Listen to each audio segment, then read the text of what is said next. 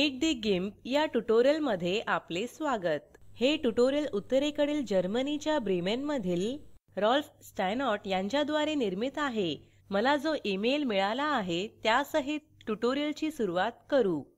मला डेव्हिड वॅन्सेलन द्वारे एक ईमेल मिळाला आहे आणि त्यांनी गिम्प सहित जॉमेट्रिक्सने सोप्या आकृत्या कशा काढायच्या हे विचारले. आता प्रथम सर्वात सोप्या मार्गाने सुरुवात करू, म्हणजेच सरळ रेषासह. सरळ रेषा काढणे कठीण होऊ शकते, परंतु जर आपण येथे एक बिंदू बनवू आणि शिफ्ट की दाबू आणि दुसरा एक बिंदू बनवू तर तुम्ही सहजपणे एक सरळ रेष काढू शकता. तर ह्या सरळ रेषा आहेत. अंडू करण्यास Ctrl+Z दाबा. एक चौरस थोडा किचकट आहे. केवळ टूल बॉक्स वर जा आणि रेक्टेंगल टूल निवडा आणि एस्पेक्ट रेशो 3:3 ठेवा. तर हे एक चौरस असायला हवे. आता माझ्याकडे एक चौरसचे सिलेक्शन आहे, त्यामुळे एडिट स्ट्रोक सिलेक्शन वर जा. मी येथे काही बदल करू शकते. मी रेषेची रुंदी ठरवू शकते किंवा मी पेंट टूल वापरू शकते आणि मी पेंट टूल मधील पेंट ब्रश निवडते आणि स्ट्रोक वर क्लिक करते आणि येथे आपला चौरस आहे. मला हा चौरस भरायचा असेल तर हे सोपे आहे.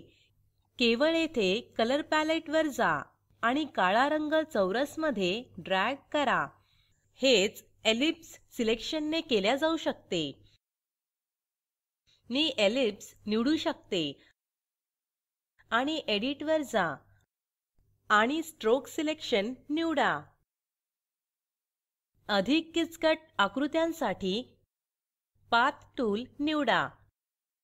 बिंदू बनवून मी एक मार्ग तयार करू शकते आणि अंतिम बिंदूवर क्लिक केल्यावर माझा मार्ग पूर्ण होतो.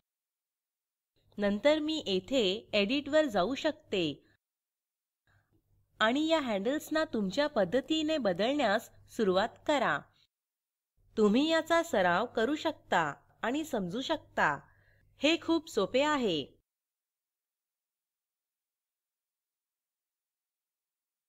आणि शेवटची गोष्ट मला जी करायची आहे ते आहे स्ट्रोक पाथ.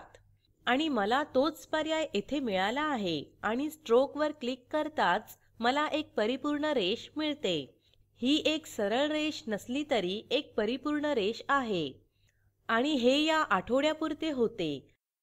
अधिक माहितीसाठी कृपया meetthegimp.org वर जा आणि काही कमेंट द्यायची असल्यास कृपया info@meetthegimp.org वर लिहा. स्पोकन ट्युटोरियल प्रोजेक्ट तर्फे या ट्युटोरियलचे भाषांतर कविता साळवे यांनी केले असून मी रंजना भांबळे आपला निरोप घेते. धन्यवाद.